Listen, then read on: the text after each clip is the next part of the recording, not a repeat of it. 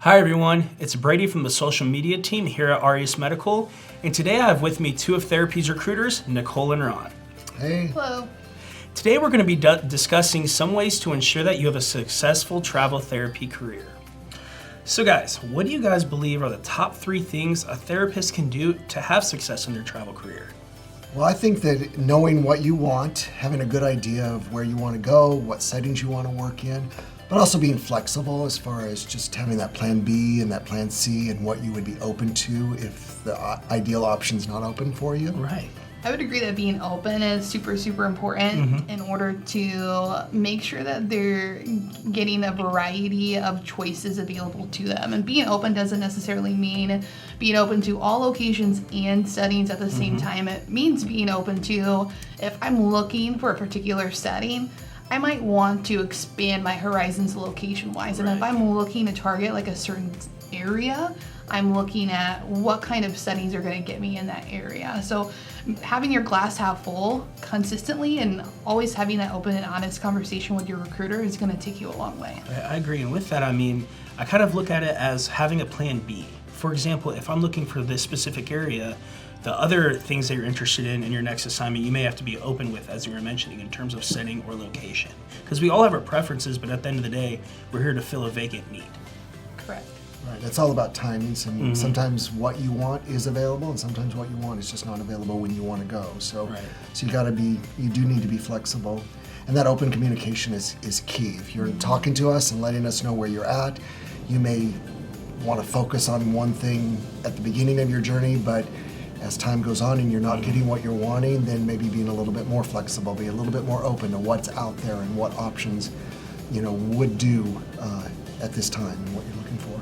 I agree. And that really comes down to like trust. So having that trust with your recruiter, and then us having trust in you also as a recruiter, as a candidate. So a lot of what the conversations are going to look like is getting to know who you are as an individual, learning more about what you like to do outside of work, what you are thriving in the short term and the long term as far as goal setting for yourself, and doing that additional dialogue to really get to know each other. Because at the end of the day, like, if I don't know who Joe or Katie is out there looking for an assignment, I can't be an extension of who you are behind the scenes. So if I'm not an extension of who you are, then I'm not able to do my best job for you.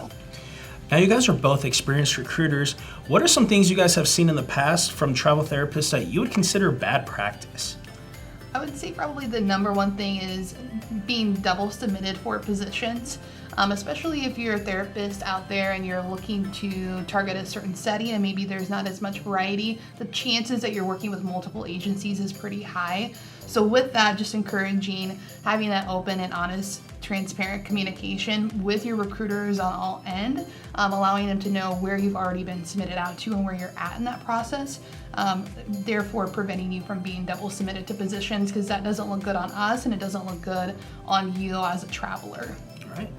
I think sometimes along that same lines, we'll see where travelers will kind of stop communication. Maybe they've gotten an interview or an offer from another company and they're just kind of feeling uncomfortable about reaching out to us and letting us know what's going on. But ultimately it's our goal to get you a job. So if it's through us, awesome. If it's through somebody else, we're going to be happy for you, and we want to celebrate with you. So that open communication is something that's so key.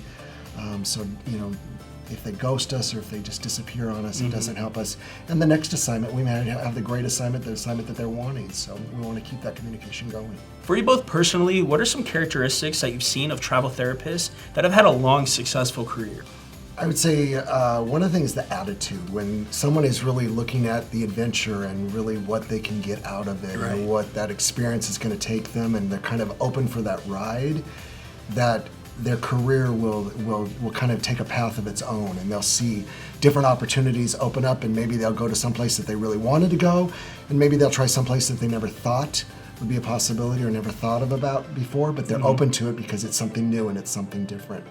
In addition to being flexible, communication really is everything. There's like no replacement for it. And no matter if you're at the beginning of the process or at the end of your career or right in the middle, like communication is just as important from day to day where no matter where you're at in an assignment. So keeping that communication open, because life changes even when you're on assignment. So it is really important to continue to get updates on both sides of the coin and letting us know how you're enjoying your assignment, what you're doing in the area for fun, those types of things, and what you're looking for next. I agree, and I mean with that as well, when it comes to relationships overall, like a recruiter and a therapist, that's a relationship. That's not something that no one's working for each other, they're helping each other. So I mean overall, I look at that as staying transparent, staying open is key to being successful. I mean, at the end of the day, I feel like my role is more of a consultant, not a recruiter, and sometimes a life consultant, because we're talking about more things than just what's going on your next assignment. And that to me is like my biggest takeaway from each day, is knowing that I've left a day and I've built a relationship there somewhere, and they're there to last. I have a lot of travelers that have been traveling for me for many years now, and so thankful for them. Like, they're a pretty big part of my life. And we're a great resource if you're talking about where do I want to go next, and you're thinking about your dreams of I'd like to be in this state, or I'd like to be going and visiting this city. We can be a consultant and help you know what about licenses, what's the best way to get there, what settings are open in that state. So we are there for you as a resource to help you out and to make your adventure as exciting as possible. Well, thank you, Nicole, for joining us. Ron, thank you as well. Hopefully you guys out there got some tips throughout this video to have a more successful travel therapy career. If you have any questions regarding our current openings or discussing travel as a whole, feel free to reach out, and have a wonderful day.